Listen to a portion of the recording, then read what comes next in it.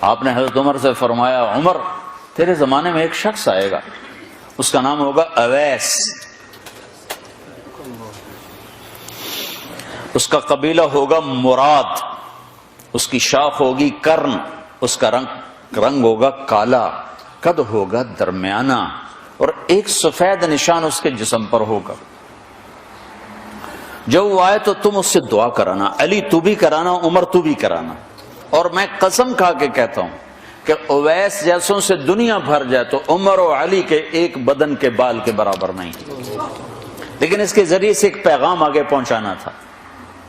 تو حضرت عمر اور حضرت علی حیران ہو کر دیکھنے لگے کہ ہمیں کہا جا رہا ہے کہ اویس سے دعا کروائیں، وہ ہم صحابی وہ تابعی۔ تو آپ نے فرمایا اس نے ماں کی ایسی خدمت کی ہے، جب وہ ہاتھ اٹھاتا ہے تو اللہ ہاتھ واپس خالی موڑتا ہی نہیں۔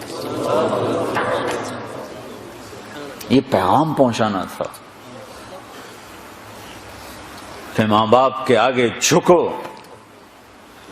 جس دیش میں آپ رہتے ہیں یہاں کام کی رفتار بہت تیز ہے، ماں باپ اگر موجود ہیں تو کم ہی خوش نصیبوں والے ہیں جن کو کچھ اولاد کی خدمت ملتی ہے، ورنہ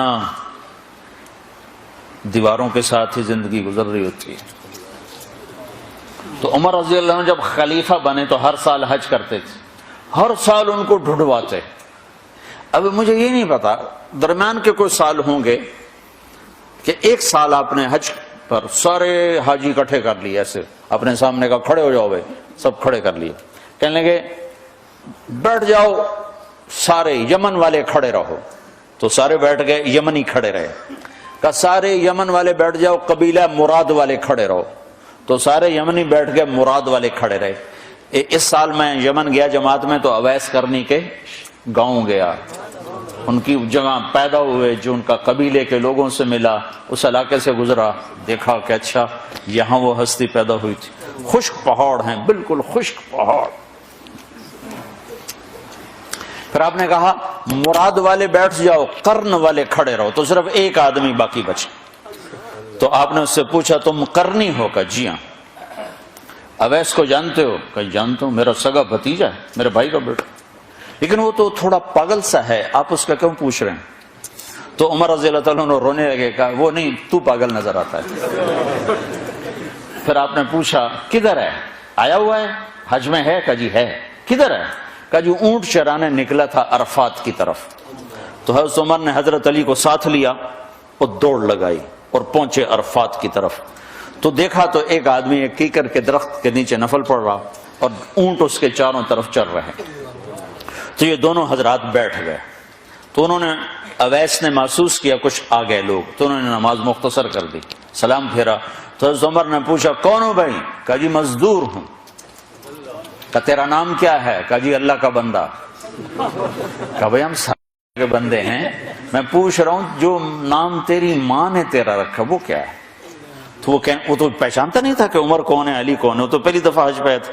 وہ کہنے لگا تم کون ہو میرا انٹرویو کرنے والے؟ انٹرویو تو میں اپنی طرف سے کہہ رہا ہوں۔ میں کہا تم کون ہو میرا پوچھنے والے؟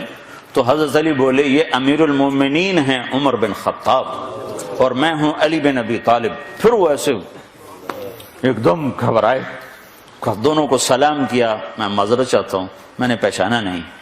تو عمر رضی اللہ تعالیٰ نے فرمایا ہاتھ اٹھا، ہاتھ اٹھا۔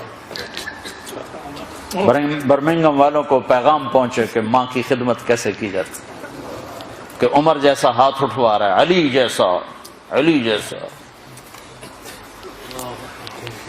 تو وہ کہنے لگے میں آپ کے لیے کیسے ہاتھ اٹھاؤں، میری اوقات ہے کہ میں آپ کے لیے دعا کروں؟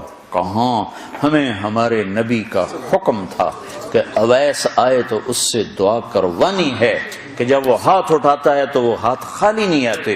کس وجہ سے؟ تہجد، جہاد، تبلیغ، ذکر، تلاوت، تسبیح، حج، عمرے، نمازیں، روزے، ذکر، تلاوت۔ کس وجہ سے؟ نہیں، ان میں سے ایک وجہ بھی نہیں، ماں کی خدمت کی وجہ سے۔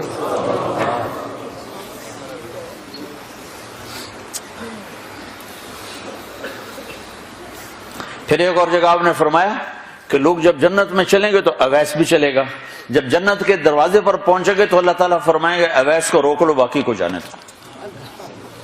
تو اویس گھبرا جائیں گے، کہیں گے یا اللہ مجھے کیوں روک لیا ہے؟ تو اللہ تعالیٰ فرمائیں گے ٹھہر جاؤ، جانے دو ان کو. ہاں بھائی اب یہ سامنے جہنم کے لوگ کھڑے ہوئے ہیں، تو شفاعت کر، تیری طفیل لاکھوں انسانوں کو جنت میں ڈالوں. تجھے اس لیے روکا ہے کہ تو شفاعت کر، جدھر تیری انگلی اٹھتی جائے گی ان کے لیے جنت لکھتی چلی جائے گی، ان کے لیے جنت لکھتا چلا جاؤں گا جدھر جدھر تو انگلی اٹھائے. صرف پونڈ ہی سب کچھ نہیں، مائیں بھی بہت کچھ ہے. صرف پونڈ ہی سب کچھ نہیں ہے، باپ بہت کچھ ہیں. وَقَضَىٰ رَبُّكَ أَلَّا تَعْبُدُوا إِلَّا إِيَّاهُ وَبِالْوَالِدَيْنِ إِحْسَانًا.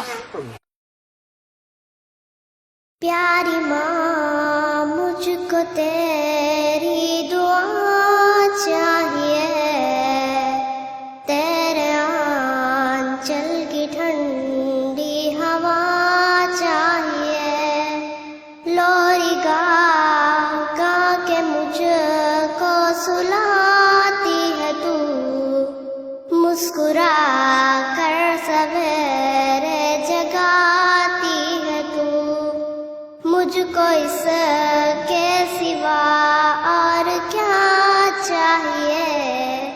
پیاری ماں مجھ کو تیری دعا چاہیے، تیرے ممتا کے سائے میں پھولو پھلو، تھام کر تیری انگلی میں بڑھتا چلوں، آسرا بس تیرے پیار کا چاہیے. پیاری ماں مجھ کو تیری دعا چاہیے، تیری خدمت سے دنیا میں عظمت میری، تیرے قدموں کے نیچے ہے جنت میری، عمر بھر سر پہ سایہ تیرا چاہیے. پیاری ماں مجھ کو تیری